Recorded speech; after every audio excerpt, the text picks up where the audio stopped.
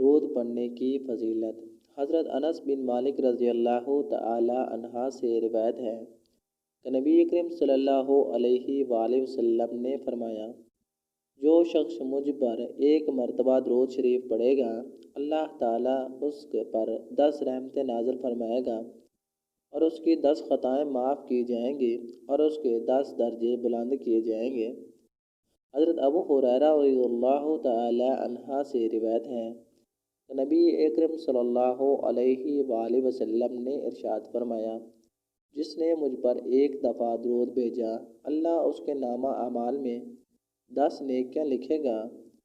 حضرت عبداللہ بن مسعود رضی اللہ تعالی عنہ سے روایت ہے، نبی اکرم صلی اللہ علیہ وآلہ وسلم نے فرمایا، جو شخص مجھ پر بکثرت درود پڑھتا ہے، قیامت کے روز وہ سب سے زیادہ میرے قریب ہوگا۔ حضرت عبداللہ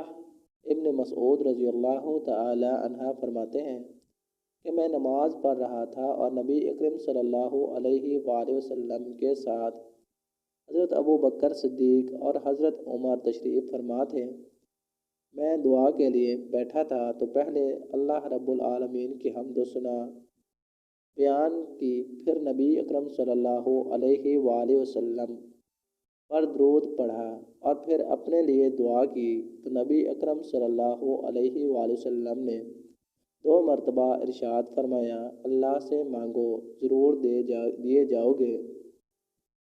نبی پاک صلی اللہ علیہ وآلہ وسلم نے فرمایا، جس نے 10 مرتبہ صبح اور 10 مرتبہ شام کے وقت مجھ پر درود بھیجا، اسے روز قیامت میں میری شفاعت حاصل ہوگی۔ درود پڑھنے کی